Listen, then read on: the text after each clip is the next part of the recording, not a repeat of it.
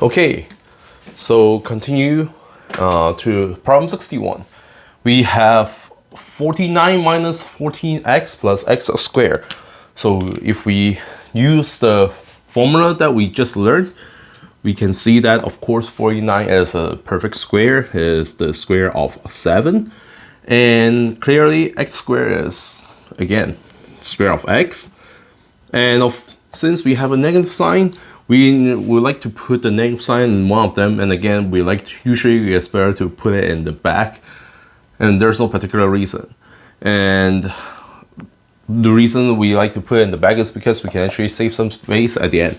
But anyway, if we put it in the back, so we will just turn the b to be negative x quantity squared instead of positive x. So that as we now trying to do our last step by checking 2ab is equal to the middle term that we have, we get 2 times our a, which is 7, times our b, which is negative x in this case. So we get 2 times 7 is 14, times negative x is, of course, negative 14, which matches what we have in the middle. And therefore, our final answer is, using the formula, we factor out as 7 minus x quantity squared. Okay, then next we have problem 62. It says 4y squared minus 20y plus 25. So do we see anything in common? No. So we might as well just rely on the formula that we know of. If so, our first term is in fact a perfect square. We can take the square root of it and get something very nice, 2y here.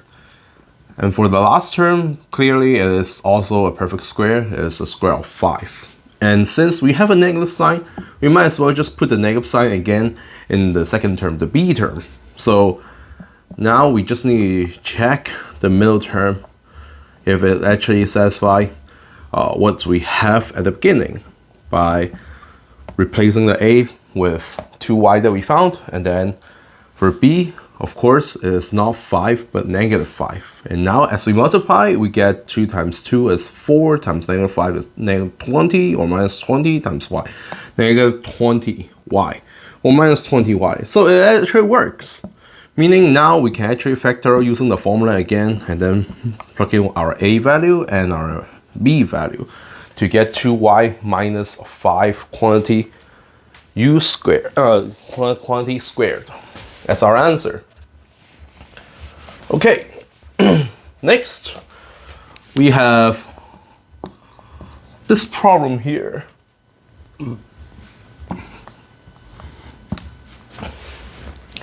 Let's see, what do we have here?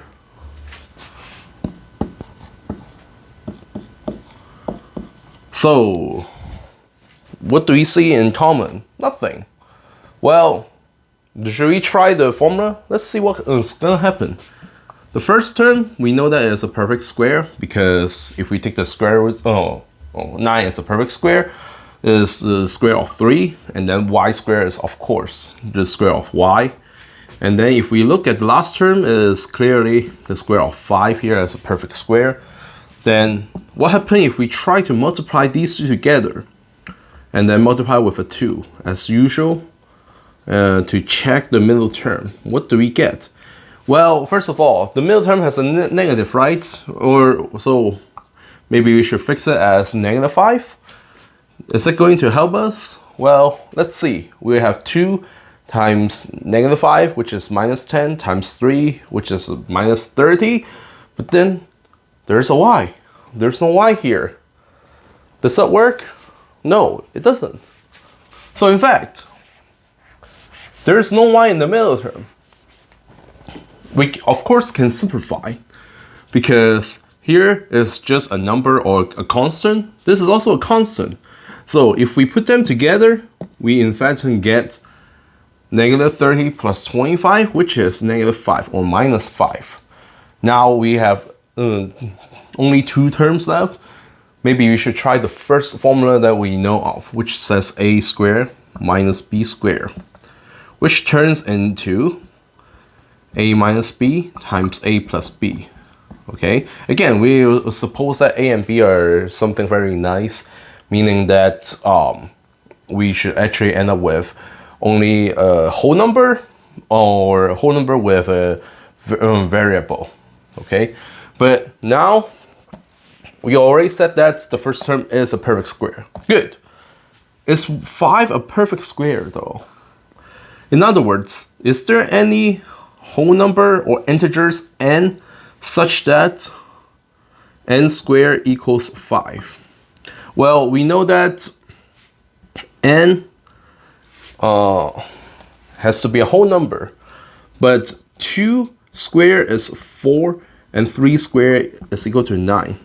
So if there is such n that satisfies the condition, it has to be between 2 and 3. But is there any whole number or integer that is between 2 and 3, but not including the two values? There isn't. So in fact, 5 is not a perfect square. We cannot really do any factorization with this.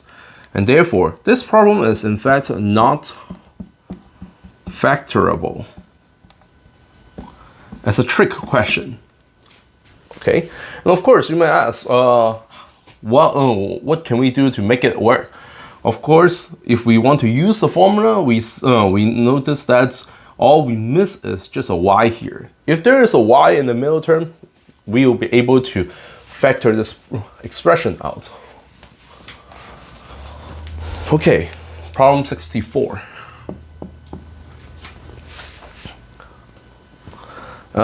It says 81x squared minus 90x plus 25. Again, first thing, do we see anything in common? We don't, because 25 can only be divided by 25 or 5 or 1. Of course, we know it can always be divided by 1. But 81 cannot be divided by 5. It cannot be divided by 25. So there's nothing in common. We now need to rely on the formula again. So 81 is a perfect square, is the square of 9. So the first term can be rewritten as the square of 9x, where the last term again is 25. We have seen it many times. And since there's a negative sign in the middle term, we might as well just combine with the negative and leave it in the in our b term here. So in fact, we will just say that our b is -5 quantity squared. Okay, then again we need to check the middle term by setting 2ab, where a is the 9x that we found, and then b is -5 that we found, and see if it actually matches the middle term here. So we have 2 times 9 is 18 times x, 18x times -5 is 90x with a negative sign. Therefore, we can now just use the formula to factor out, and then we'll substitute what a and b are. So a will be our 9x, and b is -5, and that is our answer. Good. Next, we have this problem here. 5z squared minus 20z plus 20. And this is our next problem. Problem 65. So again, since we want to factor out as many as possible, the first, which is the easiest thing that we would like to do, is to see if there's anything in common between all the terms.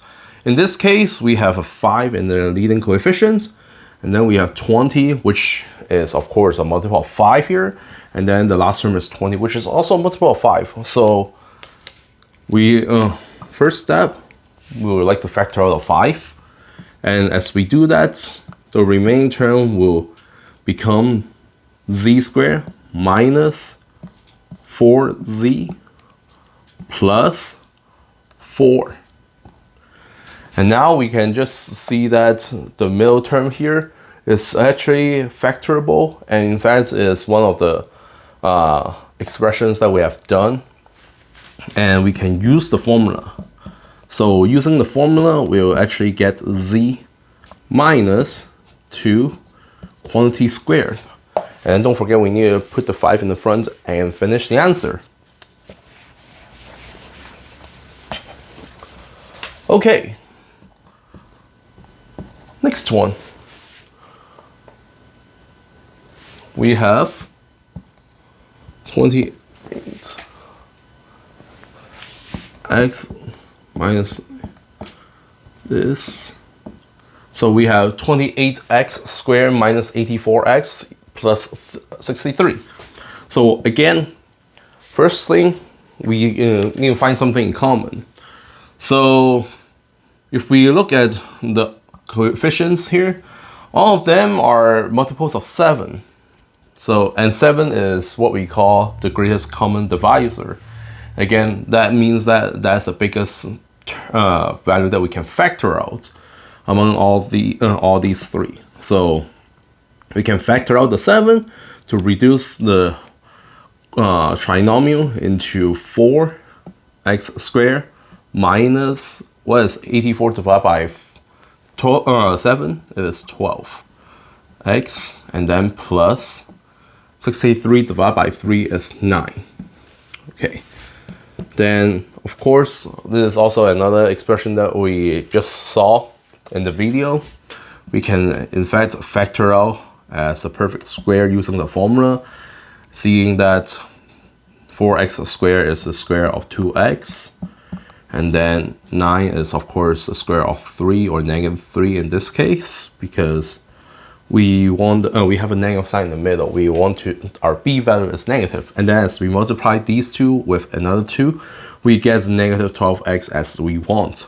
So our final answer will be 7 times the quantity 2x minus 3 squared. Okay, good. So now we're going to move on to 67, which says 3a to the third power minus 24a squared plus, what did it say here? 48a. So again, since we're trying to factor, we want to reduce as much as possible, and the easiest way to do is, the first thing and the easiest thing that we can check is to see if there's anything in common between all the terms. So in this case, we see that all three actually have an a here as part of the factor, as well as a 3 here. And this is a multiple of 3, this is a multiple of 3. So first step, we're going to factor out the 3 and 1 copy of a, so that we can reduce the expression into a squared minus, what is 24 divided by 3? That's 8. And then we have 1 copy of a gone, so we only have 1 left. So it will be 8a. Plus, similarly, we have 16 and no more a for the last part. Then again, this expression is actually something that we have seen. We can see that a squared is clearly the square of a, and then 16 is the square of 4, or we can say negative 4 in this case, because we want to put a negative here. So that now as we try to check the middle term, we have 2 times a times negative 4, which is of course equal to negative 8a in the middle. And therefore we can actually use the formula to get our final answer, where a is still a, and then b will now turn into negative 4. And that is the answer of this problem.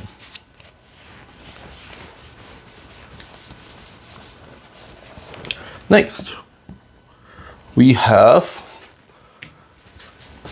9n squared minus 6n plus 4. So this time, we will still like to see if there's anything in common first, but of course there's a 4 here, which can only be divided by 4 or 2, or maybe 1, of course 1. But here the first term is not even starting off with an even number. It cannot be divided by 2, it cannot be divided by 4. So if we now rely on the formula that we know of, we see that the first term is a perfect square, which is actually the square of 3n, where the last term is, of course, also a perfect square, is just a square of 2. But since the term in the middle is negative, we might as well just put the negative in our b term. Now, of course, this doesn't mean that we're good to go. We need to double check if the middle term actually satisfies. By the formula, we need the middle term be 2ab, meaning that we need to multiply 2 by the first value that we found and the second value that we found. But in this case, what do we get? We have 2 times 3n, which is 6n, times negative 2, which is negative 12n, which does not match with the term in the middle. So, what should we do? Well, we can maybe try the other way and see that if we try the other way, it will still fail. Meaning, now we are going to find the b using the term in the middle, the 2ab parts. So based on the formula, the part in the middle should be equal to 2 times the a value times the b value, where the a value is already found here, which is 3n. So what is our b value? Well, in order to satisfy, we now have 2 times 3n, which is 6n already. In order to make it into negative 6n, we can only put negative 1 here, right? That means our b value is negative 1. So for the last term here, we need to end up with negative 1 quantity squared. But what's that? That's equal to 1, not 4. It does not satisfy either. So what does that mean? In fact, first of all, it means we cannot use the formula that we learned. And in fact, this problem is not factorable. And once again, this is another trick question. Okay. So we have to move on to the next problem. Okay, problem 69. We have 3x squared minus 42x plus 147. So again, we would like to see if there's anything in common first so that we can reduce those coefficients into something smaller. We see that this is a 3. 42 is also a multiple of 3. Now, how do you know if this is a multiple of 3? Go back to one of my old videos, which actually taught you a trick of how to find out if a number is a multiple of 3. And if you use that trick, you'll see that this number here, 147, is also divisible by 3. Meaning, we can actually factor the 3 and reduce everything in the middle into something smaller. So the first term will turn into x squared, and then the second term will be 14x.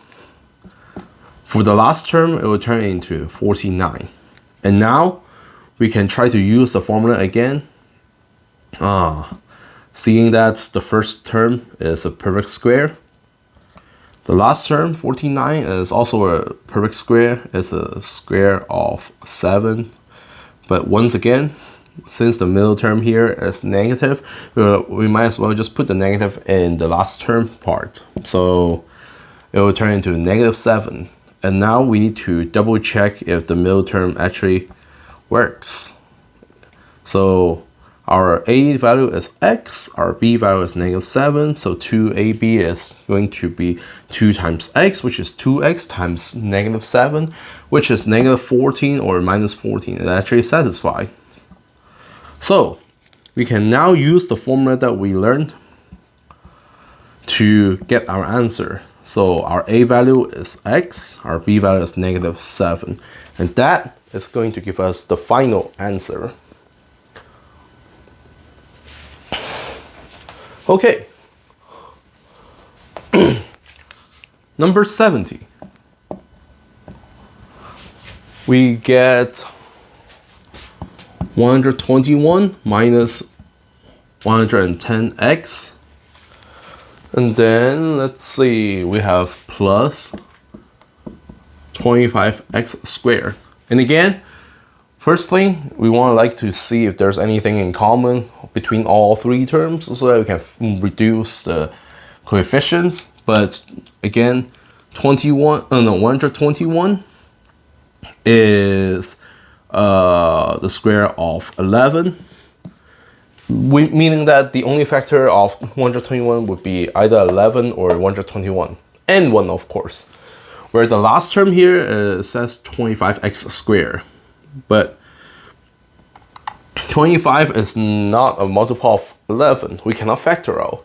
So now if we rely on the formula, we already noticed the first term is a perfect square. The last term here is also a perfect square because x squared is a square of x, and then 25 is a square of 5 here. So in fact, we have 5x quantity squared is equal to 25x squared. But there's a negative sign again, so we can just put the negative sign in the b here. And last but not least, we need to check the middle term by multiplying 2 with the first term a, which is 11 in this case, times this term b here, which is -5x here. That gives us 2 times 11 is 22, times -5x is -110x, which satisfies the term that's remaining. And therefore, we can use the formula and get that the answer is a, 11, minus b, which is minus -5x quantity squared. Good.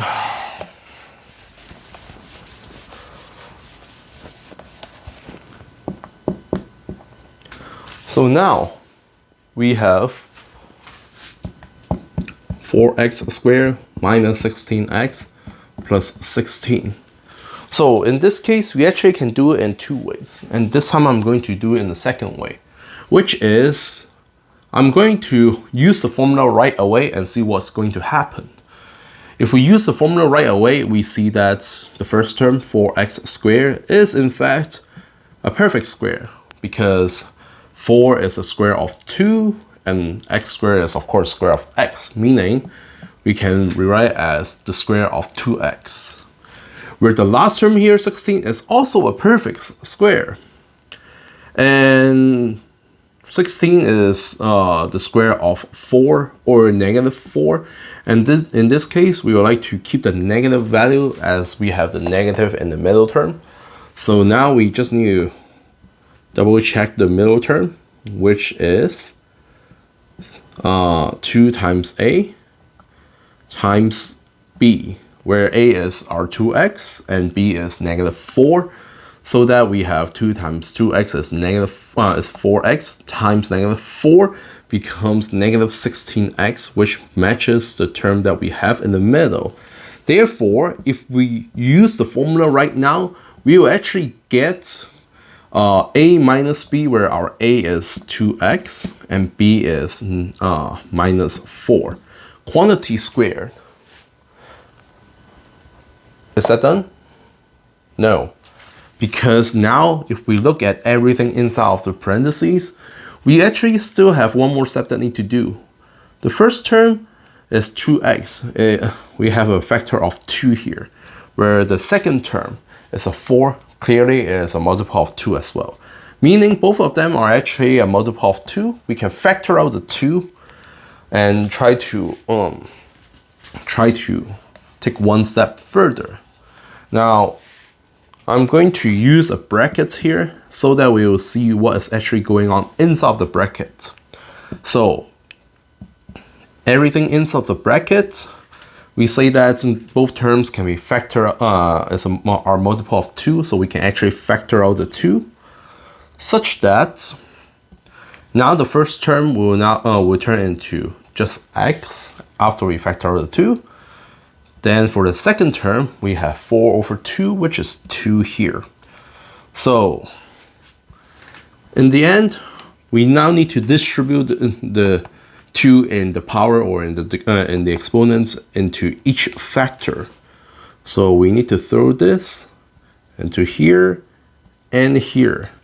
To get that, our final answer is 2 squared times the quantity x minus 2 squared. But what's 2 squared? Right, it's just 2 times 2, which is equal to 4. So this gives us the final answer, 4 times the quantity x minus 2 squared. Okay, so next we have, let's see, we have 18x minus 12x squared plus 2x to the third power. And that, again, first thing that we can do is to see if there's anything in common between all the terms, and we can factor it out and reduce it. So we see all of them has an x, and all the coefficients are even, and 2 is clearly the largest number that we can factor out, because there's a 2 here. If we factor a 2, it's gonna drop down to 1 already. Then as we do that, we will actually get, for the first term, it turns into just 9, minus the second term, which becomes 6x, plus the last term, which is x squared. So, ladies and gentlemen, we have something that we have seen again. So we can just use the formula and end up with the answer 2x times the quantity 3 minus x quantity squared. Okay. Next question says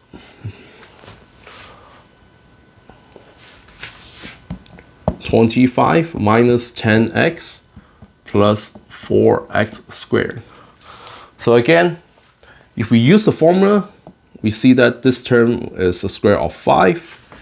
This term would be the square of 2x, but since there's a negative, we might as well just put a negative in here to match up. Then we need to check the middle term here. So the middle term is supposed to be 2 times a, which is 5, times our b value, which is negative 2x. But what does that give us? We have 2 times 5, which is 10, times negative 2x, which is negative 20x. And that does not match the term in the middle. So the formula doesn't work. And in fact, this one is also another trick question. This expression is also not factorable. All right. So we're now going to move on to the next one.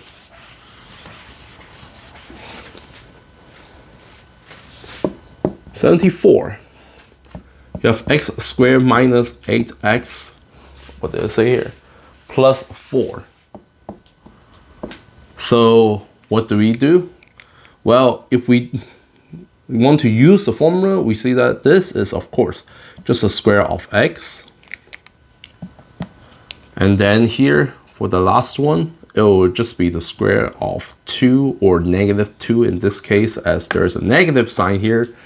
But then, if we now check the middle term, which is supposed to be 2 times a times b, where our a is x and b is negative 2, this product here is going to give us 2x times negative 2, which is negative 4x, not the same as what we have. So, in fact, this problem is also not factorable.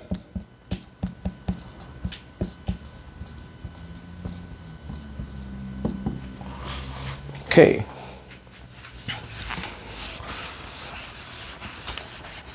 So problem 75. We have x squared minus 6x minus 9. So if we want to use the formula, we will have something that looks very similar to what we have seen. 6x plus 9 here. But what is the only difference that we see here? This time we have a negative sign instead of a positive sign.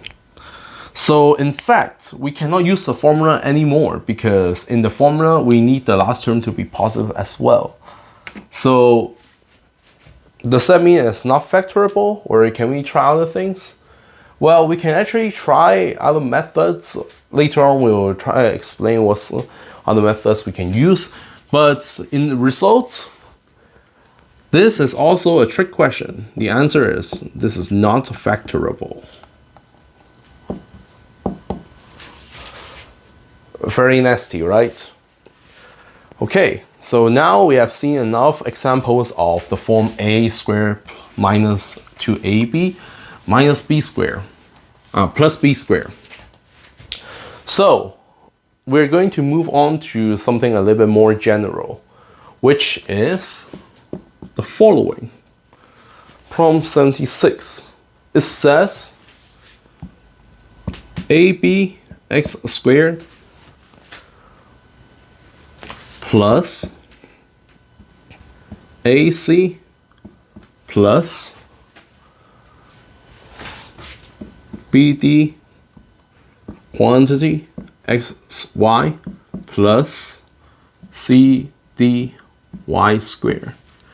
So now we have something a little bit more general and see how we can actually factor it out. So in this general setup, it is kind of tricky that in order to factor out, we need to expand the term in the middle first. And as we do it, we're going to get AB, and I'm going to keep X and Y in black, and then for A, B, C, and D, I'll use different colors to represent, so that you will see what are the main variables and what are the variables that are going to treat as constants or coefficients. So in this case, we get AB x squared still. Then for the term in the middle, we're going to distribute xy into both parts to get AC xy plus BD xy. Then we still have the last term plus CD y squared. So now we have 4 terms. What we're going to learn is we're going to group them into several groups, and each group will have the same amount of terms. So in this case, when there are 4 terms, we would like to group it into groups of 2. So in our scenario, we're going to group it this way, so that each group has 2 terms. Where now, as we have 2 terms in each group, we are going to do the same thing as what we usually like to do inside of each group, which is find something in common and factor out. Such that for the first group here, we have A in common, and then we have one copy of X here, 2 copies of X here. We see that X is also in common.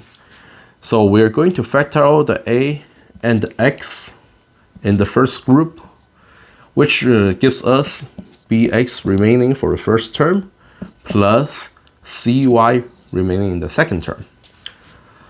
Then we're going to play the same game on the other group, and seeing that there's a d in common and then there's another y in common. So we are going to factor out the d and y, such that now we only have bx remaining for the first term, and then we have a c and 1 copy of y remaining for the second term. So that now both big terms will have this factor in common, bx plus cy. And we can now try to factor this out to get that the first big term has only ax remaining. And then for the second big term, we have dy remaining. And that's it. Now, why is this going to be useful? We're going to see more examples of how to use this idea to actually factor out trinomial expressions. So, problem 77. It is saying that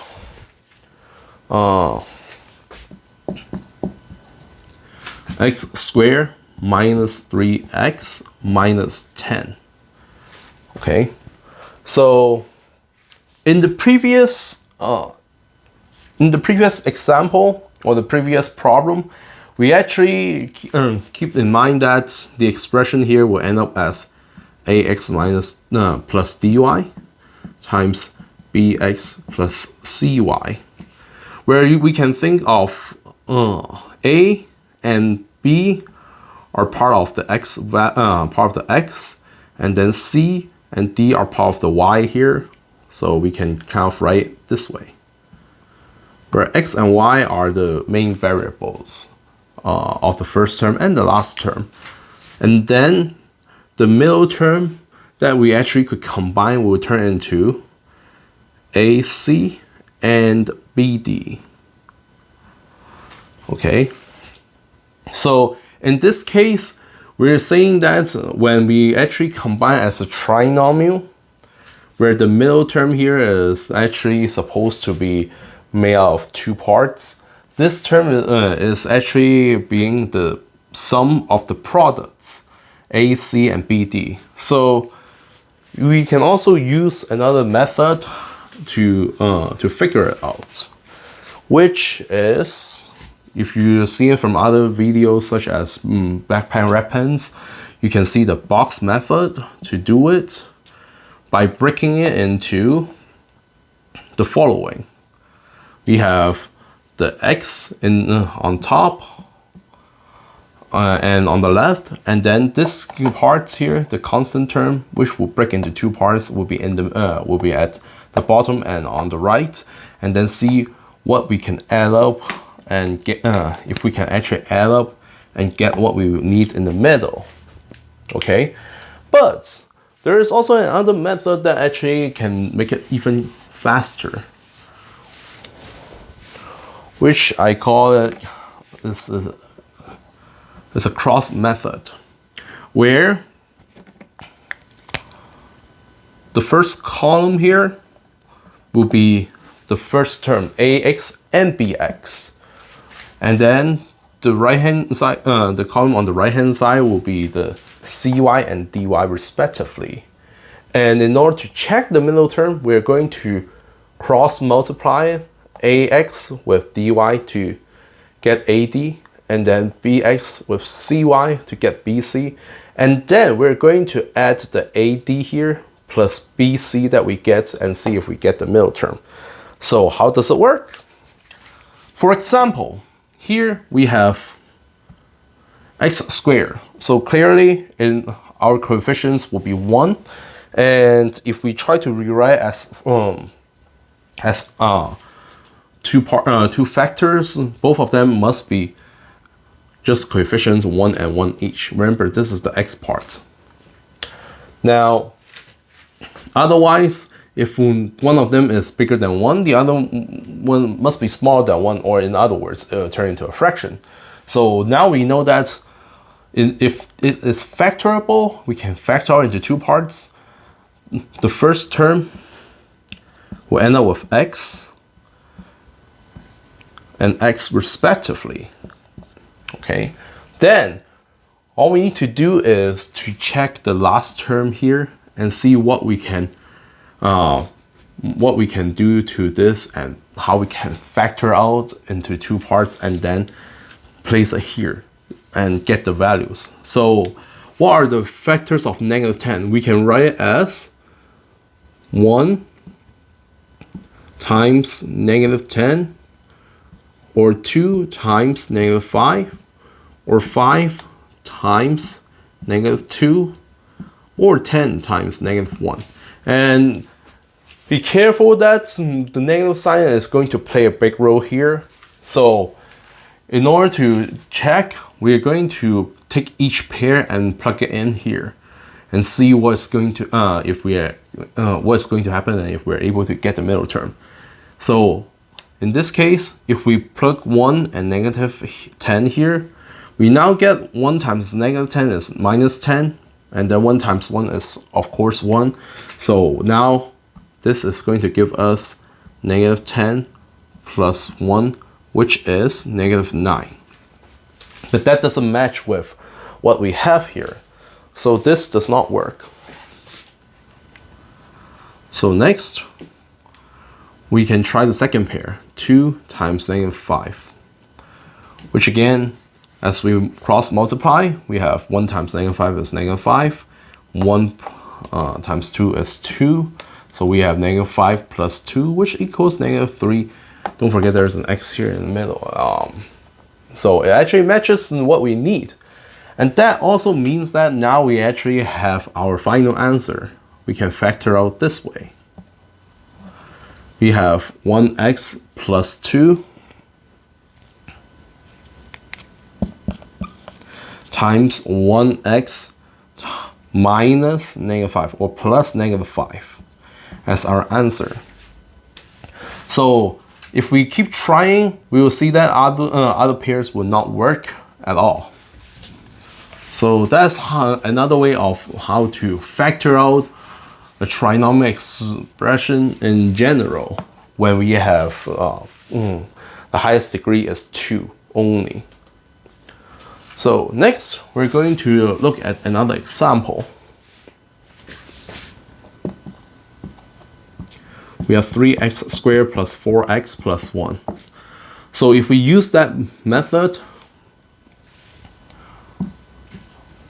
we see that here is 1, and then here is a positive sign, and they're all positive. So we might just think that our factor of the right-hand side here must also be positive, because we can think that if either both of them are positive, in order to get +1, in fact, it's just 1 times 1.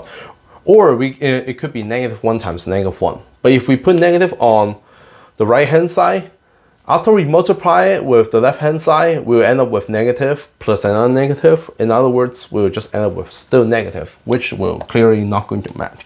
So in this case, we already know that the right-hand side is 1. Now on the left-hand side, we have only 2 options, either 1 times 3 or 3 times 1. But that is actually going to play the same role, as they are going to commutate. So in this case, we just need to check if we get the middle part after we cross multiply. We have 1 times 1 is 1, 3 times 1 is 3, so we have 1 plus 3, which is equal to 4. And again, it's positive 4 that we want. Therefore, this works, and our final answer will just be 3x plus 1 times x plus 1, like this. Good.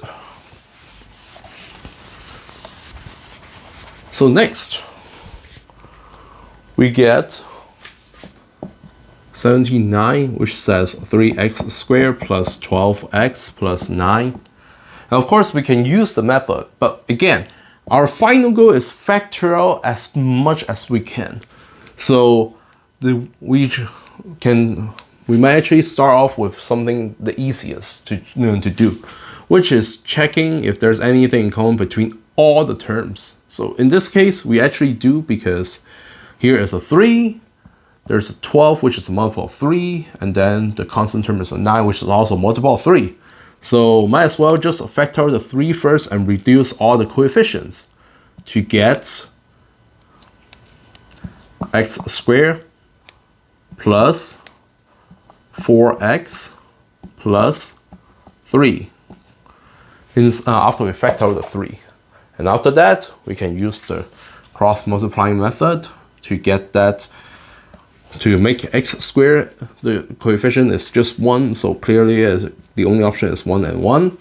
And then for the last one is 3, so we either have 1 times 3 or -1 times -3. But if we put negative, we can see what's going to happen. Let's say if we choose -1 and -3 instead. Then after, as we cross multiply, we get 1 times -3 is -3. 1 times -1 is -1, so we have -3 minus 1, which is -4. And that does not match with the sign of the middle term. So that implies that -1 and -3, this pair is not the correct pair that we need. So we just try 1 and 3. And after we cross multiply and add together, we do get +4. Therefore, we can now factor this trinomial expression into this form here. We have 1x plus 1 times x plus 3. And that will be our final answer. Okay, next.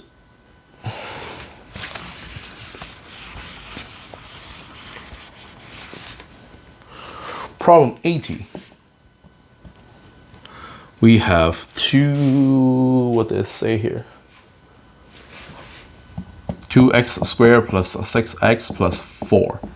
Again, we see that there's a 2, there's a 6, which is even, multiple of 2, a 4, an even number, multiple of 2. We can just factor the 2 first, so that now we can reduce it into x squared plus 3x plus 2 in the inside the parentheses.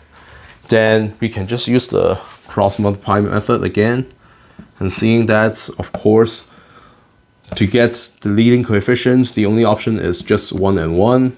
And then for the constant term 2 here, we can only choose 1 and 2. Or we can choose -1 and -2. But again, if we choose both -1 and -2, we know that the answer will end up with negative, which is different from what we have here.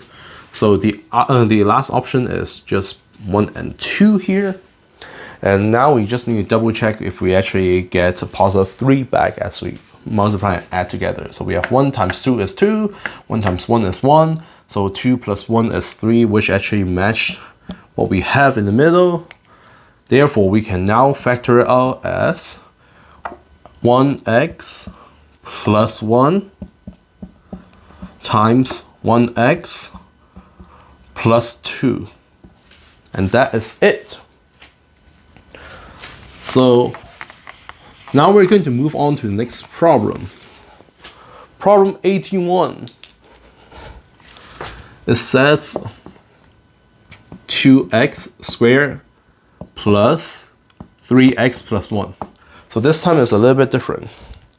But again, we're going to use the same method.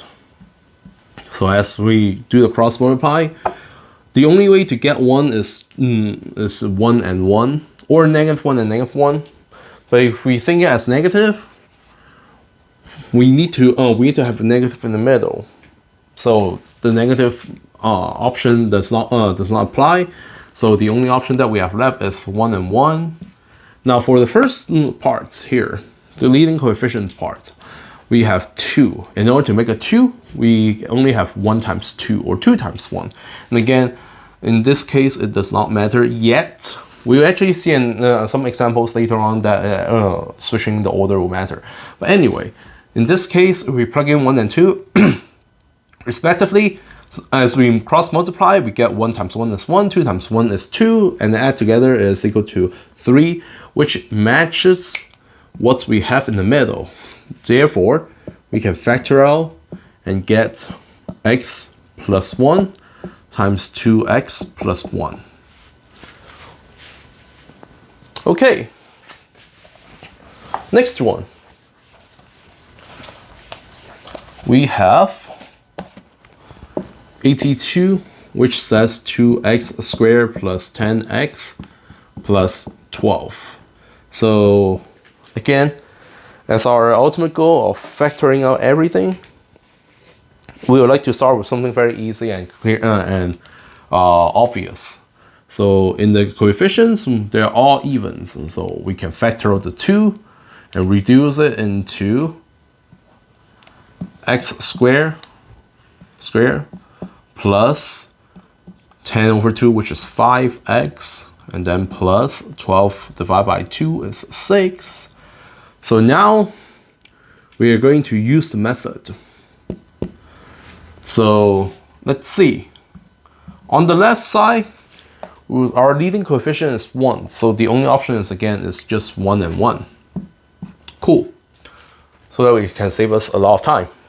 Now, the middle term is positive. The last term is positive. So in order to get the product as positive, either both factors are positive or both are negative. In other words, we can either have 1 times 6 or -1 times -6, but not the other way around as 1 positive and 1 negative. Otherwise, that would give us negative. Okay. Now, in this case, should we keep both of them positive or both of them negative? Well, if they're both negative, as we cross multiply, we have 1 times a negative, which is negative, and then negative here, and then negative plus another negative will always stay as negative. And therefore, we cannot choose negative option. We only have positive option. But then, for positive option, we still have to choose, because 6 can be rewritten as 1 times 6, or it can be rewritten as 2 times 3. What should we do? Well, if we choose 1 and 6 respectively, we get 1 times 6 is already 6, plus 1 times 1, which is 1, will give us 7, which does not match. So, if 1 and 6 does not work, we need to throw that option away. And we now only have 2 and 3 as our last hope. So for 2 and 3, what do we get? Well, if we put 2 and 3 respectively, we have 1 times 3 is 3, 1 times 2 is 2, so we have 3 plus 2 gives us 5, which matches what we have in our expression. Therefore, this is the correct way of factoring out, and we can actually factor this expression into in one step further. So we get 2, which is the 2 that we drag down, times everything inside. That breaks into x plus 2 times x plus 3. And that will be the correct answer. Okay, next. We're going to solve something, we're going to have something a little bit more challenging. Problem 83. It says 3x squared minus x minus 10. So clearly there's nothing in common. There's a coefficient of 1 here. Then what do we need to do? If we rely on the cross method, we have only one option for the left, which is 1 times 3 again, or 3 times 1. So if on the left side, it does not matter. But once we determine the order of the left side, the right hand side is going to matter, because now if we try to rewrite -10 as product, we have 8 options. 1 times -10, and then we have -1 times +10. We have 2 times -5, and then -2 times 5. And then you'll see that the remaining 4 are kind of like repeating, but then switching the order. But now, we need to do it in the following way as we try to plug in. Now, let's say if we are trying to take the first pair, we don't only test out once, because let's say if we choose 1 and -10 in this order here that we have on the board, it means that now as we cross multiply, we have 1 times -10, which is of course -10. 1 times 3 is 3, and then if we add together, we get -7. However, If we switch the order, let me use a red pen here. If we put -10 on top and 1 on the bottom, what we are going to get is, we have 1 times 1 is now +1, plus we have 3 times -10, which is -30. So we have -30 here. And that is going to give us -29. And as you guys can see, even though we're still using the same pair of factors for -10 here, if we switch the order, we can actually end up with different results. So, as we check these pairs, we now need to be careful because we don't check it once, we need to check it twice by having a different order and see if we will actually get the results in one of those. So if we try all of them, we'll eventually find out that what we need is a 2 and a 5. And now we're going to do it this way. We have a 2 and a 5. The question is, where do we need to put the negative? Should we end up with 2 times -5 or -2 times 5? And why is it in this order? Well, in fact, our answer is putting the negative here, such that as we multiply, we have 3 times 2, we have 6. 1 times 5 is 5. So we have a 6 and a 5. If we subtract it, we'll be able to get a 1. Okay, but where should we place a negative? If we put the negative down here, we'll have simply +6 plus -5, or 6 minus 5 is +1. If we put the negative up here though, we get we have -6 plus 5 to give us -1 as we want in the middle parts here. So this is how we can check where we place the negative sign as we use the crossing method. So ladies and gentlemen, here is the final answer for this problem. We have 1x minus 2 times the bottom row, 3x plus 5. And that is it. So let's move on to the next problem and see more examples here. So problem 84, it says 2x squared plus 5x plus 2. Again, when we choose the left hand side, the order is not going to matter. But once we determine the left side, and as we move on to the right side, we need to pay attention to the order. So on the left side, we have 2 here, which can only be rewritten as 2 times 1 or 1 times 2.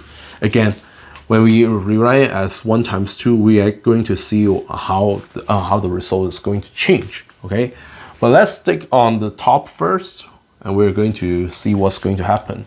Now for the last part, it is also a 2, so it can only be 1 times 2 or 2 times 1. Again, 1 times 2 or 2 times 1.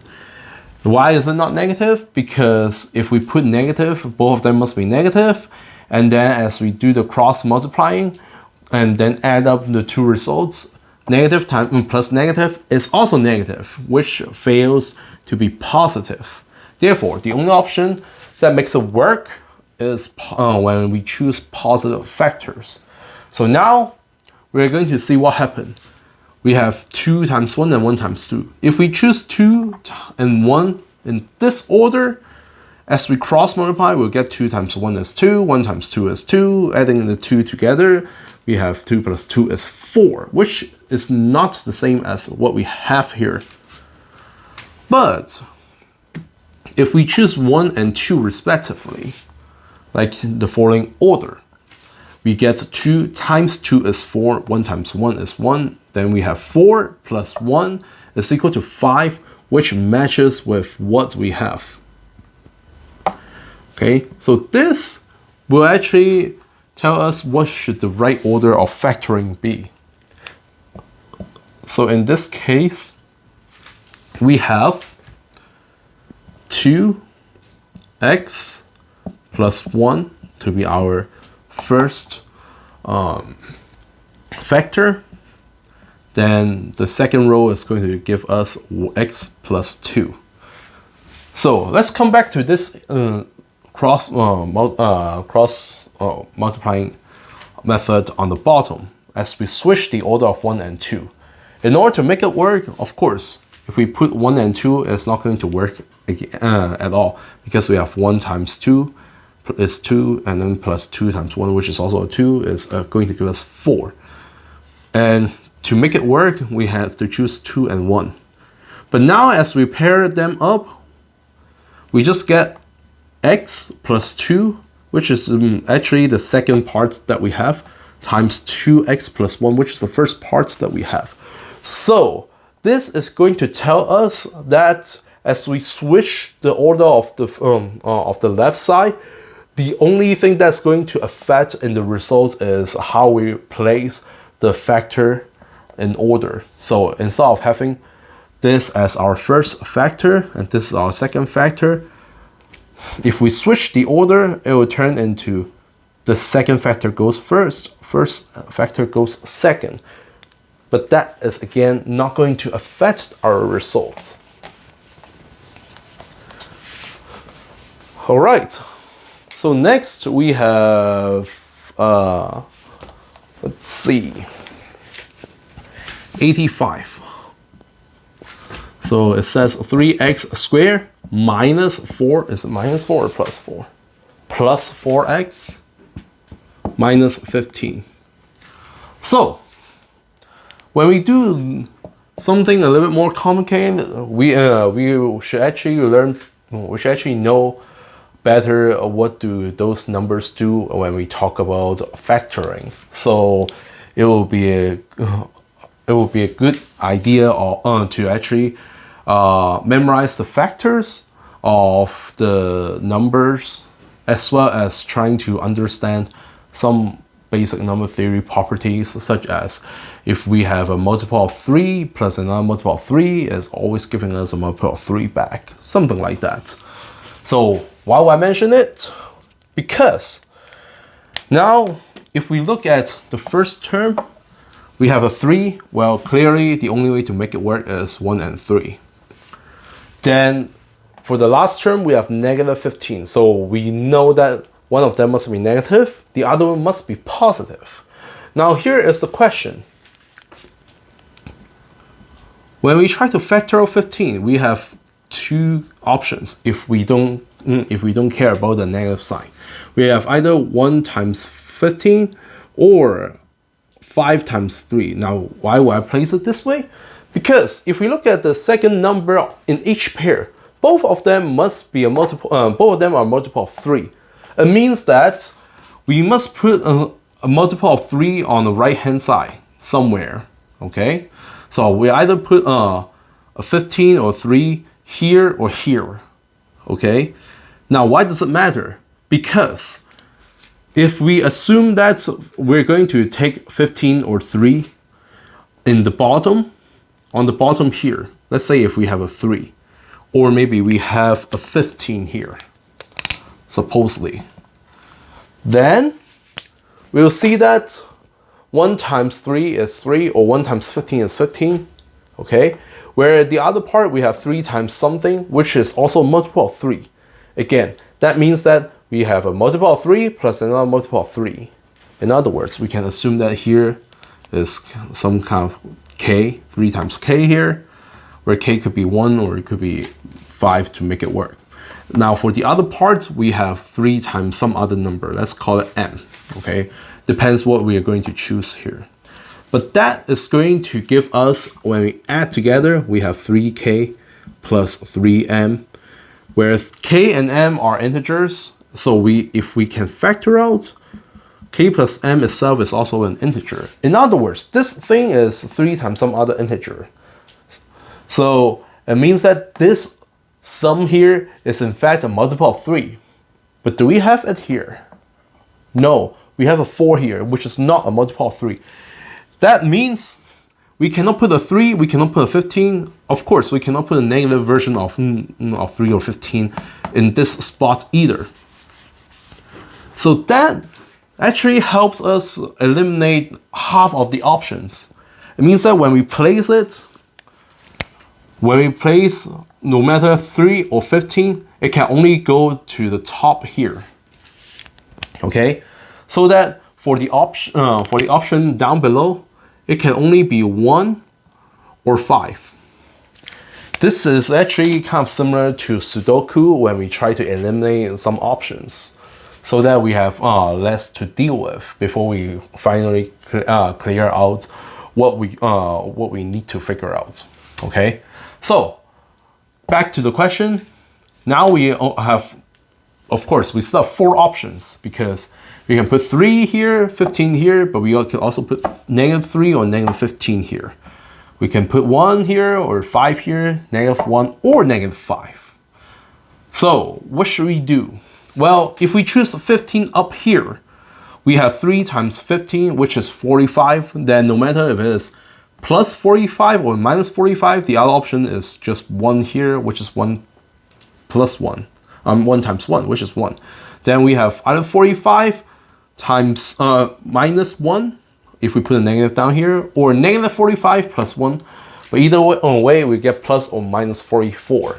So in other words, if we try to check it this way, we'll see that 15 is way too big.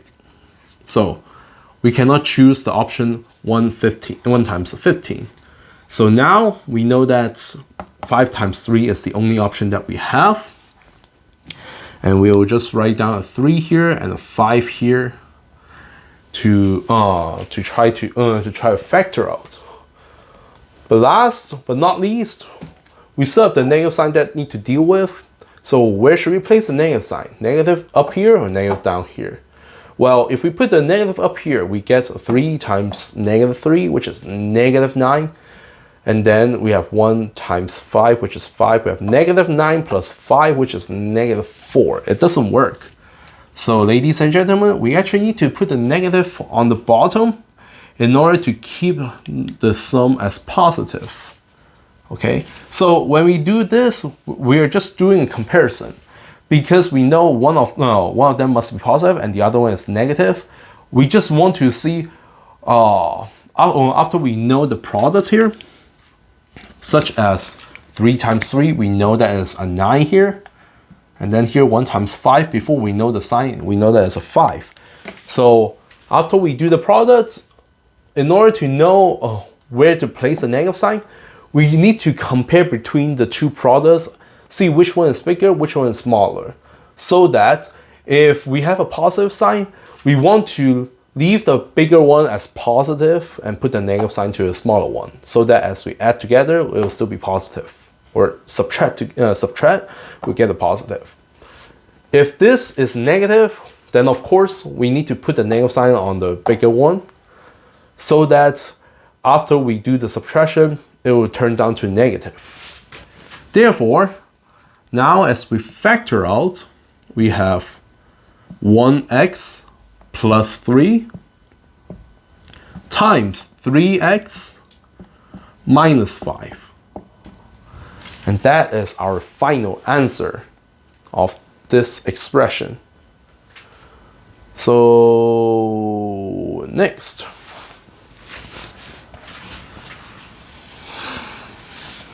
'86.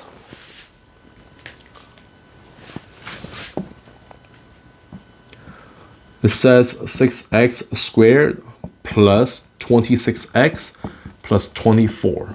Now again, since we're trying to factor out something, the easiest method is to factor out something in common between all the terms. So in this case, we can factor out 2 as all the coefficients are even numbers. Then we get 2 times 3x squared plus 13x plus 12. So now in the middle, we need to see if we can factor out.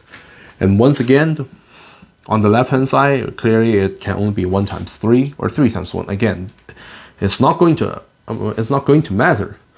Now, on the right-hand side, the product is equal to 12, meaning that we have options of 1 times 12, 2 times 6, or 4 times 3. And again, the sets of factors on the right-hand side in each pair are actually multiples of 3. Can we place it on bottom? We cannot, because if we place it on the bottom, the product here, 1 times this here will be a multiple of 3, and then the other product is also a multiple of 3, adding together is a multiple of 3. So it means that the only option that we have is putting the 3, 6, or 12 on top, and then 1, 2, and 4 on the bottom. But now, we can see that, first of all, we have a positive sign here. We cannot, if we choose negative, all of them must be negative, but adding together is negative. So the negative options are gone. We don't have to worry about the negative factors. So we just now need to figure out what to put on top. Since we know that we're adding, if one of the amount exceeds, we know that it's over. Such as, if we choose a 12 up here, we have 3 times 12, which is already 36. And then we're adding some positive number. It cannot be smaller than 36, but what we want is only 13. So 12 does not work, meaning that the relatively pair 1 is not going to work either. Then similarly, 3 times 6 is 18. It has already exceeded the amount that we have, which is 13. So 2 is also gone. Last, we have 3 and 4. That doesn't mean that it must work, because we still need to check. If it doesn't work, it means that it's no longer factorable, which happens just like some of the problems that you see it previously. So in this case, if we choose 3 and 4 respectively, we have 3 times 3 is 9, 1 times 4 is 4, we have 9 plus 4, which is 13 that we need. So we can actually put that as our final answer. That is the correct way of factoring out this trinomial. So we have 2, which we drag down from here, times, as we break down, it will become x plus 3 times 3x plus 4. And that will be the answer of this problem. Okay, so next, we have something that looks a lot easier. At least the numbers are easier to figure out. 87. So we have 6x squared minus 4x minus 2. Again, we can factor out the 2 first because all the coefficients are even to give us 3x squared minus 2x minus 1. And now, on the left-hand side, we only have one option of 1 and 3 respectively. On the right-hand side, it's clearly 1 and negative 1. Meaning that we will put 1 and 1 here. Now we need to figure out where to place the negative. But again, since we we have a negative sign here, we want the bigger products be negative. Now, which one is the bigger product? We have 3 times 1 here, up here is 3, 1 times 1 down here is 1. The 3 up here is bigger, so we will need to put the negative up here such that as we add together, we do get a negative 2 back.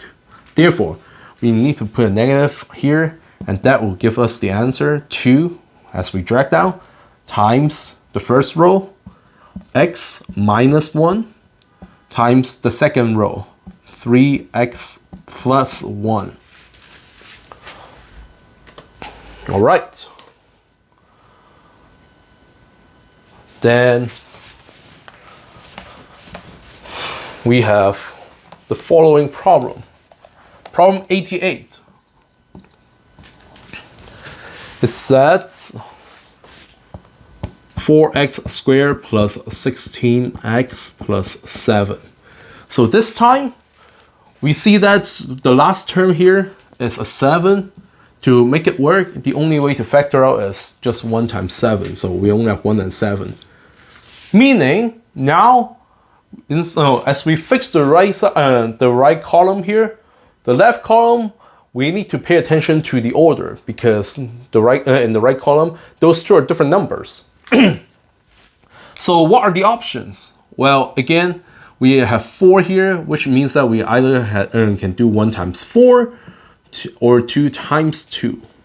Now, if we choose 1 times 4, all right, we need to make sure that we need to check both orders, because when we choose a 1 here and 4 here, we get 1 times 7, and then 4 times 1, which is 7 plus 4, which is 11. But again, of course, we also know that it's not going to work.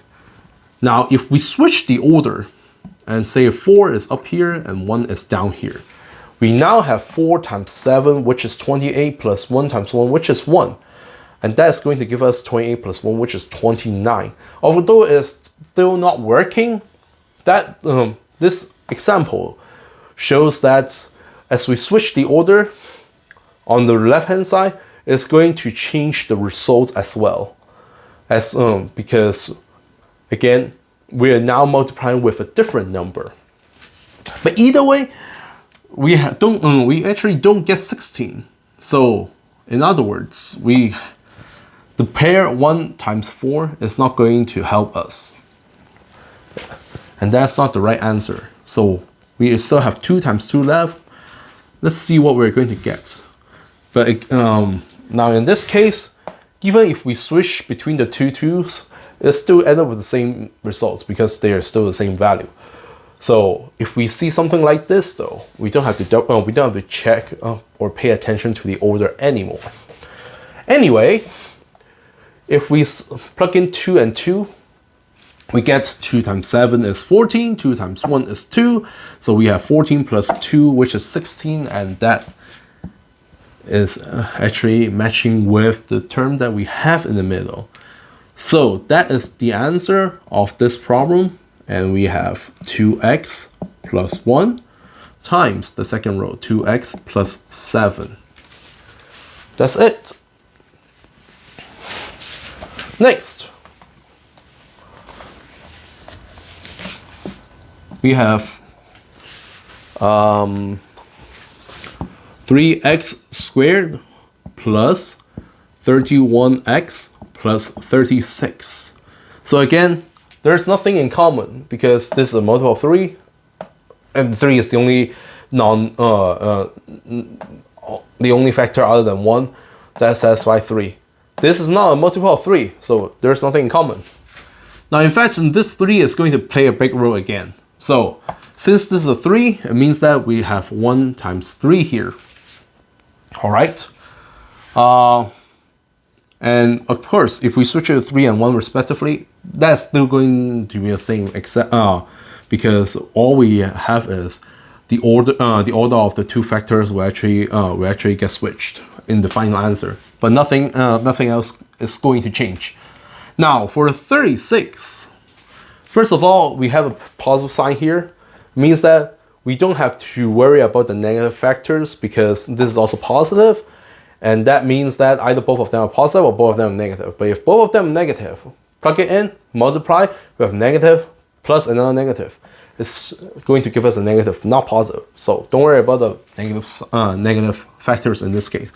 We now can just focus on the positive factors. So in positive factors, we have 1 times 36, 2 times 18, 3 times 12, 4 times 9, and 6 times 6. Of course, we still have 4 more pairs as we switch the order of the first 4. Now, first of all, we would like to focus on this pair and this pair. Why? Here is the reason. If we look at these two pairs, both factors are multiples of 3. So no matter what how we put the order, the one on the bottom is always a multiple of 3, so that as we cross multiply, it turns into a multiple of 3 times another multiple of 3, meaning that if we add these two together, this sum has to be a multiple of 3 as well. But again, we already said that 31 is not divisible by 3, so it cannot happen. In other words, these two pairs cannot be the answer. Good. Next, we would like to look at this pair here as well. If we substitute in, we will see that no matter how we place the 2 or 18, after we take the cross multiplying, each part will actually become an even number. So that the sum is also even. With a similar idea, it's a multiple of 2. But again, 31 is not a multiple of 2. What does that mean? It means that this pair is not going to work no matter what order we are going to place either. Finally, we have these two pairs left. If we look at the pair on top here, one of the factors is 36. Then, think of what happens if we place a 36 on either parts. If we put it on the bottom, we have 1 times 36, which is already 36, plus something positive. It must be bigger than 31. It cannot be, in fact, it must be bigger than 36. It cannot be a 31, okay? Similarly, if we put the 36 up here, we have 3 times 36, which is 108, which is even bigger. It cannot, and we're adding something positive. It cannot reduce down to 31. So this is not going to work either. Last but not least, we still have this pair here, 4 times 9. Now again, there are still two options, right? Either 4 on top and 9 on bottom, or 9 on top, 4 on the bottom. So let's see what's going to happen. If we put the 9 on the bottom, we will get that 1 times 9 is a multiple of 3. Then the other one is also a multiple of 3. So adding together, we will still get a multiple of 3, which fails to be 31, which is not divisible by 3. So we cannot put a 9 here. Meaning, if it works, the 9 must be up here. So now we just need to check the last option, 9 and 4. So in this case, we have 1 times 4 is 4, 3 times 9 is 27, so we have 4 plus 27, which actually equals 31. And again, if you don't understand what's going on, you still can just plug in all the pairs in all the orders. There are just 9 pairs in total. You just need to check each one, and then you'll find out that the other 8 pairs will fail as we try to add them together. Okay, then this as the only possible answer and the only true answer, we will say that this expression is factorable, and the way to factor it is 1, 9, 3, 4 in this order, meaning that we have x plus 9 times 3x plus 4. And that is it. All right. So now we are almost there. Okay, number 90.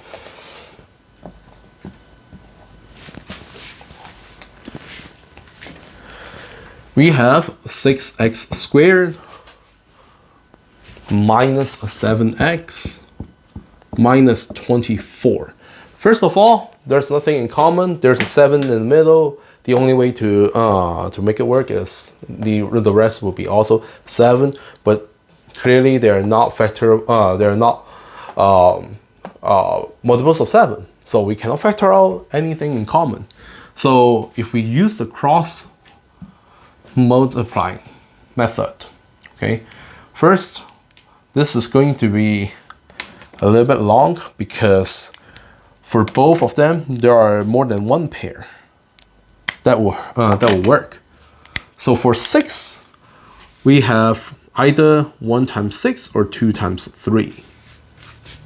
Okay, now we're going to list out all the possible pairs, or list out all the possible pairs. And in fact, maybe we should try to place it in the following way: 1 and 6, 2 and 3, so that we will actually cover the left hand side already. Then on the right hand side, or the last term, the constant term, we have negative 24. But first, don't worry about the negative yet. As usual, we can deal with the negative quickly at the end. But we need to list out all the possible pairs of 24. We have 1 times 24, of course. We have 2 times 12. We have 3 times 8. We have 4 times 6. Okay, among all these though, we can quickly check that 2 and 12 will never work in either situation, similar with 4 and 6. And that is again because no matter how we place it, the products will always be even numbers or multiples of 2. And as we add or subtract, however you call it, together, it will still end up as even, no matter we place it here or here in any order. But our final goal is to get -7, which is odd. So 2 and 12, 4 and 6, these two big pairs are gone. They cannot work. Then we have 1 times 24 and 3 times 8. So now we have 4 pairs left. And at this moment, I'm going to rewrite 3 times 8 into 8 times 3. So that as we see, the right-hand side must be a multiple of 3. Meaning, if we place it here, we can not put the 3 or 24 on the bottom because we now have 1 times a multiple of 3, which is a multiple of 3. Or here 2 times here, multiple of 3. And then the other parts, we have 6 times something is a multiple of 3, or 3 times something is a multiple of 3. Then as we add together, it must be a multiple of 3. Meaning, in order to make it work, we can only put 3 or 24 on top. So that at the same time, we can only put 1 or 8 on the bottom, or 8 and 1. If we go in the pair order. Okay? Good. Now, if we look at these two cases individually, we can also play the same role. Play the same game. Meaning, now we can eliminate a little bit more and make it faster. If we look at the top case here, and look at the bottom here, we cannot choose 8 to be on the bottom, because if we choose 8 on the bottom, then we have 1 times 8 is 8, which is even, and then we have 6 times something here, which is clearly even. But as we add or subtract them, it will end up with even, but we want an odd. So 8 is gone. The only option that's remaining is 1 and 24 respectively, like that. With the similar argument, we cannot put 24 on top here. Otherwise, we will have even plus or minus even, which is, again, even, not odd. So now we only have these options left. Well, then let's check it quickly. Top case, we have 6 times 24, which is 144. Then we have a 1 here, so 144 and 1. No matter which case is negative, we'll end up with 142, either plus or minus, meaning that this is not what we need. Again, because this number is too big, this number is too small, it cannot reduce it and make it close enough to be 7. So this case failed. So it means that we only have this case left. For this case, we have 2 times 8 is 16, 3 times 3 is 9. Well, if we look carefully, 16 and 9, the difference between it is exactly equal to 7. And that's what actually we need. But since we want a negative sign, where should we place the negative? Of course, we need to put it in the bigger one so that as we subtract them, we'll be able to get negative value. And in fact, as we check it now, we have 9 minus 16, which is equal to -7. Therefore, putting the negative at the 8 is the correct option. So finally, we can conclude that as we can factor this into 2x plus 3 times 3x minus 8. Okay, so we have 10 questions left. Let's see how crazy the problems are gonna be. Okay. Problem 91. We have 2x squared plus 9x minus 18. Again, this is an odd number. This is 2, which is even. So then the biggest factor is 2. There's nothing we can factor out in common. Then if we use cross multiplying, we have 1 and 2 here. Now for 18, we have the options 1 and 18, 2 and 9, or maybe 9 and 2, I should write. Let me put it in the form of 3 and 6, and then 9 and 2. Why do I put it this way? Because all the factors on the right-hand side are even numbers. To make it work, we cannot place it on the bottom part, because otherwise, as we multiply, we'll get even down here. Top here is 2 times something is also even, so we have even plus or minus even, which is always giving us even numbers. So the only options will be 18, 16, or 2 up here, then the bottom with 1, 3, and 9 respectively. Great. So now we need to see which case we need. Okay, so notice that for all 3 pairs, the first pair and the last pair has only one of the factors being a multiple of 3. Now, why does that matter? Because let's say if those are the correct answers. All right, so let's say if we check this pair here, we have 2 times 18 is clearly a multiple of 3. But 1 times 1 is not a multiple of 3. As we add them together or subtract them, we will not be able to get a multiple of 3 back. Okay, then why does it matter? Because the term that we have in the middle is a multiple of 3.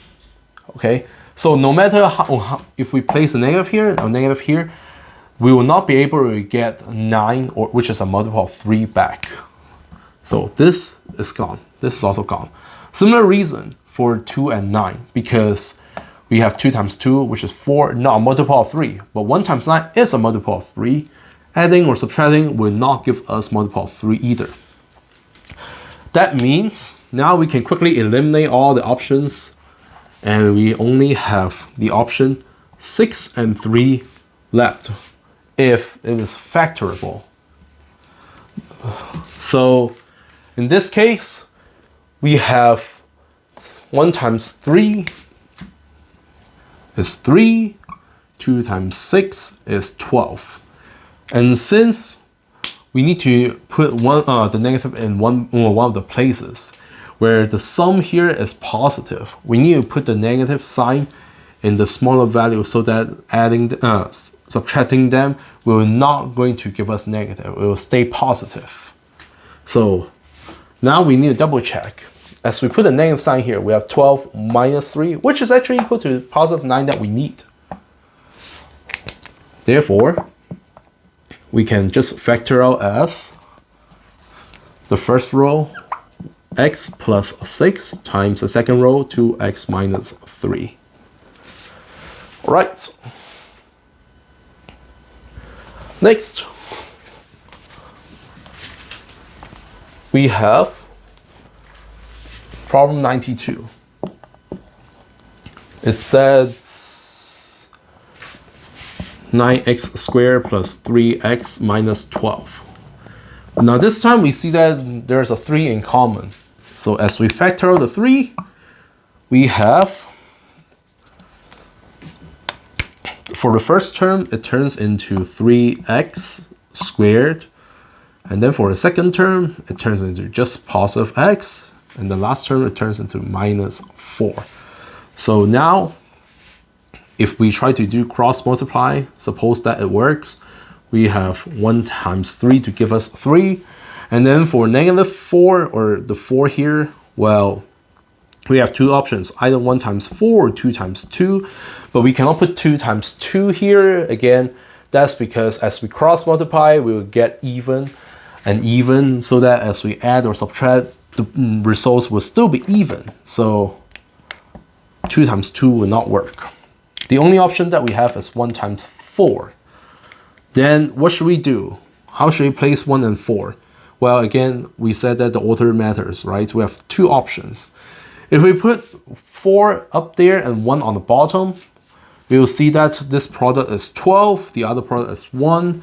Then, and we know that we need to subtract them, as we need to put one of them into negative. But no matter what, we have 12 minus 1 or 1 minus 12. That is going to give us 11 or minus 11. Again, that is saying that if we have a 12 here, this number is just a 1. The difference is too huge that it cannot drag it back into positive 1 that we need. So it means that the order of 4, 1 is not going to work. But that doesn't mean that it's over yet. We still need to check the other order, 1, 4. Now in this case, we'll actually get 3 and 4 respectively. And since we want one of them to be negative, meaning that we're going to take the difference. And luckily, we see that the difference between 4 and 3 is equal to 1. And since our final goal is to get positive, we might as well just want to keep the negative on the -3 here. That means this is going to give us -1 up here. And now we can double check that 4 minus 3 is equal to 1. That means this will be our answer. Our answer is 3 times first row, x minus 1, times the second row, 3x plus 4. Okay.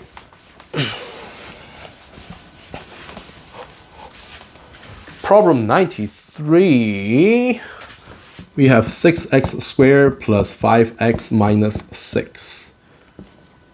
93, I said. All right. So in this case, we have nothing in common. Again, 5 can only be divided by 5 or 1. But then 6 is not a multiple of 5 either. We cannot factor out. So in this case, we have to factor out the 6 using the cross multiplying. But we just said that for 6, we have two options, 1 times 6 or 2 times 3. And on the right hand side, we also have 1 times 6 and 2 times 3. Okay. Now clearly, we cannot, for each case, we cannot put the 6 and 3 on the bottom. Otherwise, the product will be, the product for both terms are going to be multiples of 3, and then the sum will, or difference will clearly be a multiple of 3, which does not match with what we have here. 5 is not divisible by 3. So in this case, we can only choose 1 or 2 here, or 6 and 3 here. And then here we will have the same argument, 3 and 6 here. So what should we do next? Well, for the top case here, we cannot leave the 2, because if we keep that a 2 here, we'll end up with the even case. That's 1 times 2 is 2, which is even. 6 times 3 is even. And then adding or subtract them will still give us even case. So the 2 case is gone. With a similar argument, we cannot choose the 6 here, 3 here. We cannot choose the 6 case on top for 2 times 3, because we will end up with even plus or minus even. So we end up with these two options. Now, for the last thing that we need to check, we will see that 6 times 6 is 36, and then 1 times 1 is just 1. But 36 plus minus 1, it will still be too far away from 5. So this is not going to be possible, meaning the last hope will be here. 3 times 3 is 9. 2 times 2 is 4. The difference is 5. This is perfect because we still need to put the negative sign somewhere. So in this case, as we put the negative sign on the 2 on the right hand side, we get 9 minus 4, which is positive 5 that we need. So our answer would then be 2x plus 3 times the second row, 3x minus 2. Okay.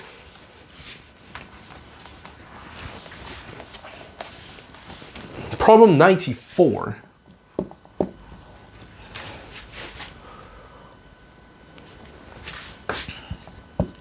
We have 4x squared plus 32x plus 55. So now we're going to play the same game. So for 4, we have two options, either 1 times 4 or 2 times 2. Now, again, there's nothing in common that we can factor out because 4 can only be divided by 2 or 4. But then we have 55, which is an odd number. It cannot be divided by 2. It cannot be divided by 4, right? So there's nothing that we can factor between all three. Then what we're going to do is we're going to use the cross multiplying method. Now, if we consider 2 times 2 here, meaning that as we place 2 and 2, then no matter what we place on the right hand side, the product of each case would be an even number. We have 2 times something is even, 2 times something is of course even, meaning that if we do even plus even, it must be even, right? Good. Now, if we choose 1 and 4, okay? Now, why is this tricky? Because let's say if we choose 1 and 4, okay? Notice that for the last part, we have 55, which can be rewritten as 1 times 55, of course, or 5 times 11. But no matter what, each factor must be an odd number, okay? So if we choose 1 and 4 on the left-hand side, then for this number down here is always an odd number as we factor out. No matter we choose 1, 5, 11, or 55, it's also an odd. Then this product here, 1 times odd is clearly odd number. 4 times something is, of course, going to be even number in this case. But that means as we add an even number with an odd number, this sum must be an odd number. It cannot be even, cannot be 32. Therefore, the case 1 times 4 will never work as if we try to factor out, okay? So the only option is 2 times 2. Now next, we see that here is positive, and then this is also positive, meaning if we choose negative options here, both of them must be negative, but as we add the two negatives together, it will become negative. It's not going to work. So the only option is positive options, either 1 times 55 or 5 times 11. But now we can check that if we choose 55. And again, it does not matter in this case because either way is multiplying by 2. If we switch the order, it will still end up with the same sum. But as we put 55, we have 2 times 55, which is 110, and then we're adding a positive number, so it will only be even bigger. It cannot be reduced down to 32. Thus, our only possible options that we can still need to check is 5 and 11. Then in this case, we have 2 times 11 is 22, 2 times 5 is 10, 22 plus 10 is 32, which is what we need. Thus, our answer will be 2x plus 5, which is what we see in the first row, times the second row, 2x plus 11. Okay. Next, we have 95. It sets 4x squared minus 10x minus 24. Well, first of all, we see that all the coefficients are even. Might as well just factor out the 2. so that those numbers will become a lot smaller to deal with. Then we have 2x squared minus 5x minus 12 after we factor out the 2. Next, hopefully we can still factor out a little bit further. Then to do that, we can use the cross multiply method. Then for the left hand side, the only option that we have will be 1 and 2, because that's the only way to make the products to be 2 using integers. Then on the right hand side, we clearly have a lot of options. We have 1 times 12, 2 times 6, again, we have 3 times 4. We have these options. Where 2 times 6 will not work, and once again, that's because both are even, meaning that no matter what we place here must be even, then this product will be even, plus the other even products will always end up with even number, but not -5 that we need. Then, in order to avoid summing up into even, we must put the 12 or 4 on top. Again, that's because if we place 12 on the bottom or 4 on the bottom, this sum of the two products will always be even, because it will be just even plus even, or even minus even. Then now we need to check each case. We see that when we have 2 times 12, that's giving us 24, and then 1 times 1 is 1, but then means that 24 minus 1 is too far away from 5. We cannot bring it down, so it cannot be the option. Thus, we only have one last option left, 4 and 3, so that we see the products here will be 8, here will be 3, and then we know that 8 minus 3 is equal to 5, and if we put the negative at the 8, we'll be able to get -8 plus 3 is -5, which is what we need, and therefore we place a negative here, so we can factor out as 1x minus 4 times 2x plus 3 as our final answer. All right, so next one.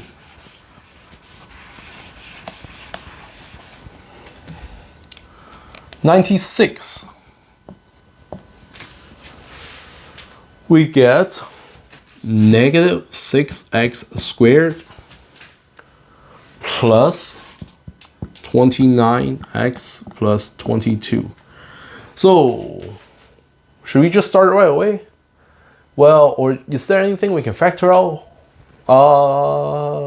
Not really, huh? Because 29 is a prime number, and clearly the other two numbers are smaller than 29, cannot be a multiple of 29.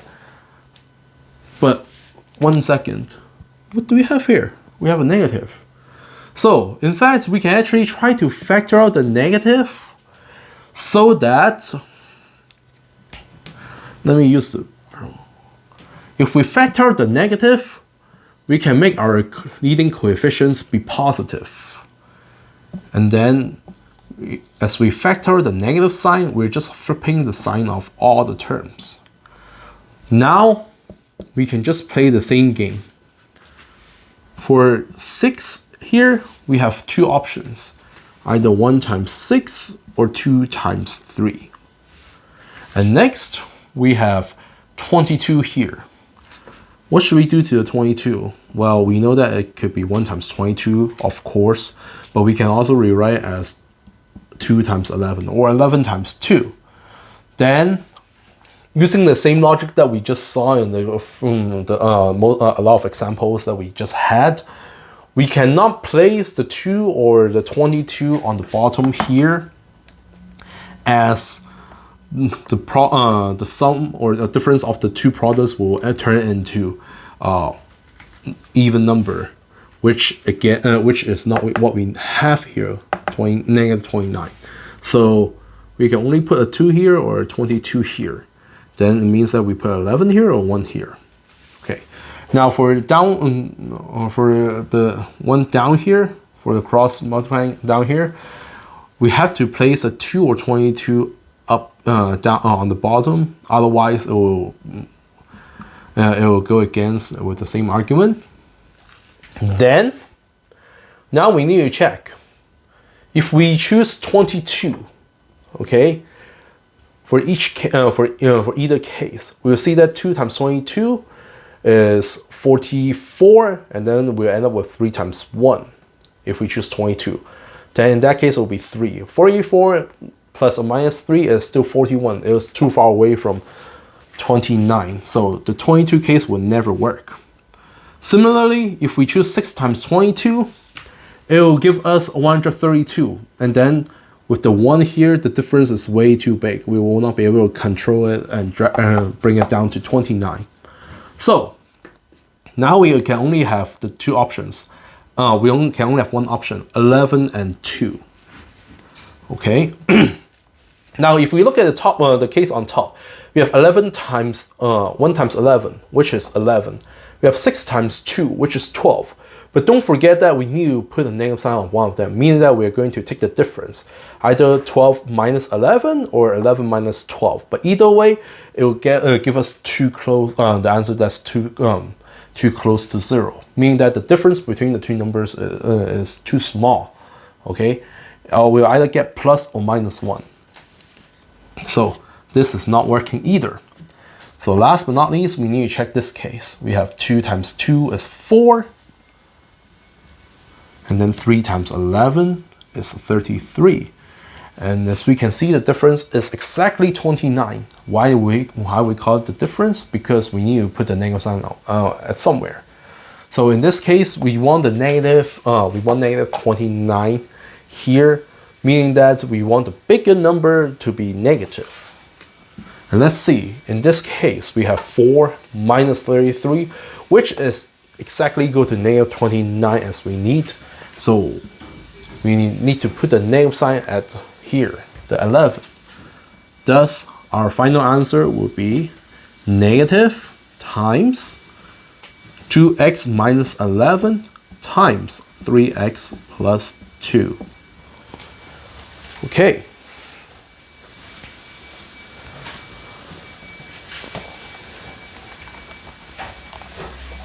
So, problem 97.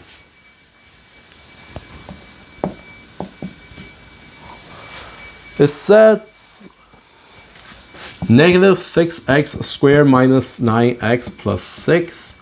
So again, we see a negative in the leading coefficients. We would like to factor it out. And we also see that all the coefficients are multiples of 3. We can also factor it out. Then, as we factor out negative 3, we end up with 2x squared plus, because we factor out the negative, it turns into positive.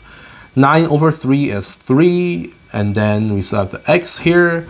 Then we need to flip the sign again, and then we have 6 over 3 is 2. And this, if we use the same trick, we will say that the only option is 1 and 2 for the leading coefficients. And here it's just 2 and 1. Again, if we put a 2 down here and 1 up here, it will end up with even and even. Then subtract it will still be even. So we have to put the 2 up here and 1 on the bottom. So that now we have 2 times 2 is 4, 1 times 1 is 1. So we can have 4 minus 1 or 1 minus 4. But what do we need? We want positive. So we might as well just keep the 4 as positive, the bigger one is positive, so that we have 4 minus 1, which is exactly equal to 3, positive 3 that we need. And that is going to give us the answer, x plus 2 times 2x minus 1. And don't forget, you need to bring the coefficients in the front, negative 3, to the answer. Okay. Problem 98. We have 9x squared minus 33x plus 18. Again, they're all multiples of 3. We can factor the 3 to end up with 3x squared minus 11x plus, what is 18 divided by 3? That is 6. Okay, then we can see if we can, let's see if we can factor once more. So on the left hand side, the only option is 1 times 3. Then on the right hand side, we either have 1 times 6 or 2 times 3. But again, we cannot put 6 nor 3 on the top, well, not on the bottom, because if we put it down here, well, with 1 times multiple of 3, and then 3 times multiple, 3 times something, so it's multiple of 3 plus a multiple of 3, then it will just give us a multiple of 3, which is not what we want, because 11 is not divisible by 3. So the only options, 3 or 6 up here. Then if I put 3, I'll put 2, 1, like this.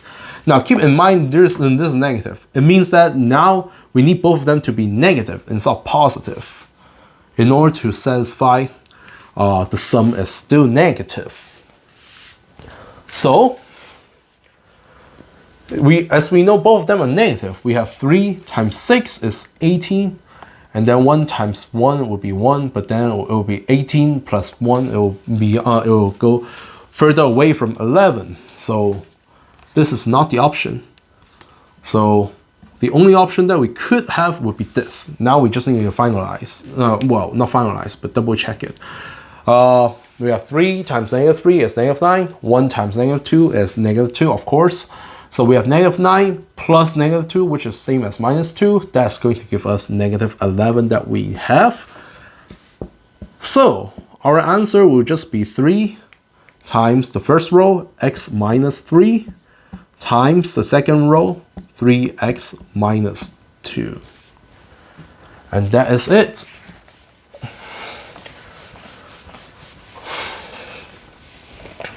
Okay, problem 99. We have negative 2x squared plus 35x minus 98. So here we have a 2. This one is an odd. There's no numbers we can factor out other than 1, of course. And then we see a negative in the leading coefficient. So we can just factor the negative so that we get all the sign changed. Then if we try to use the cross multiplying method, of course we have 2 is only be equal to 1 times 2. Then for 98, we have a few options. Of course, 1 times 98. And of course, we know that we need to put negative on both cases because we want the product to be positive. Either both are positive or both are negative. But if both are positive, we won't end with negative value. It has to be both negative. Anyway, we have 1 times 98. We have 2 times 49. And then we have 7 times 14. So, in fact, what is the only option that could make it work? Only this case. 7 times 14. Again, why? Because no matter we put a 7 here or 14 here, both products will be a multiple of 7 such that the sum will still be or the difference will still be I should say sum in this case. The sum will still be a multiple of 7, which is 35 that we have here. So, for these two cases, no matter how we place it, one of them is a multiple of 7, but the other one is not. So, we cannot make it work as if we add them together to make it as a multiple of 7. So now we have only two options. Where should we place a 7 and where should we place a 14? Of course, if we try to place a 14 down here, suppose this is a 14, we have 1 times -14 is even. And then 2 times something is even. So that we have, we add together, we have even plus even. It will still be even, not what we need. Therefore, the only option that we still could make it work is 7 down here, 14 up here. So let's check it. We have 2 times -14, which is -28. 1 times 7 is -7. So we have -28 plus -7. That is going to give us -35. So It means that this is the correct way of factoring out. So our answer will be negative x minus 14 times 2x minus 7. All right. Finally, we're hitting the last problem, problem 100. The last problem of this video. Let's see what we have. We have negative 2x squared plus 7x plus 22. Again, this is odd. This is a 2. We cannot factor out, but we need to factor out, or we can factor out the negative sign, meaning that we have the sign change for all the terms. Then, if we can factor out more, we would like to use the cross-multiplying method. In that case, to make a 2, we only have 1 times 2 as the only option. Where 22, we have the option 1 times 22 and the option 11 times 2. But again, that means we cannot put a 2 or 22 here on the bottom. Otherwise, we'll end up with even, and then subtract them, we'll still end up with even. So we can only choose the 22 and 2 here. We have 11 down here, or 1 down here. Then, if we choose 22, we will end up with 2 times 22, which is going to give us 44, where here is 1 times 1, which is 1. But 44 and 1 is too far apart. We will not be able to drop it down to 7, meaning that we have 44 minus 1, or 1 minus 44. Either way, it's not going to give us minus 7. So 22 would not work. The only option that we will still need to try is 2 and 11 respectively. Now finally, we have 1 times 11 is 11, 2 times 2 is 4, 11 minus 4 is going to give us positive 7. Then we can try to do it the other way around. We have 4 minus 11, which will give us negative 7 that we have.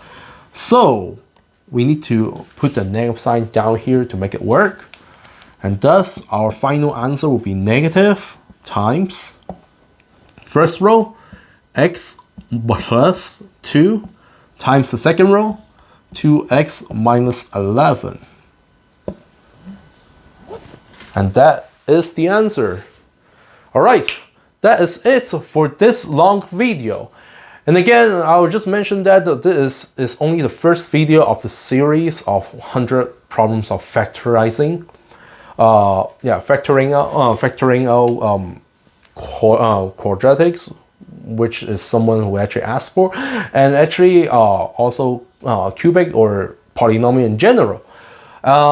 So for the second video of this series, I'll release it when there are 550 subscribers. So for every 50 subscribers, I'll release a new the new video of that belongs to this series until we hit the last video, which is the 10th one. Okay, I hope you all enjoyed it. So I know this is very long, and hopefully you can try to send it or share it to your friends or people who you know studying math, especially algebra, college algebra, high school algebra class, that they actually need help on learning how to factor quadratic expressions. Okay. If you want to find out more of my other videos, you can subscribe to my channel. And then don't forget to turn on the notification so that whenever there's a new video coming out, you'll be able to check it out right away. I'll see you guys next time.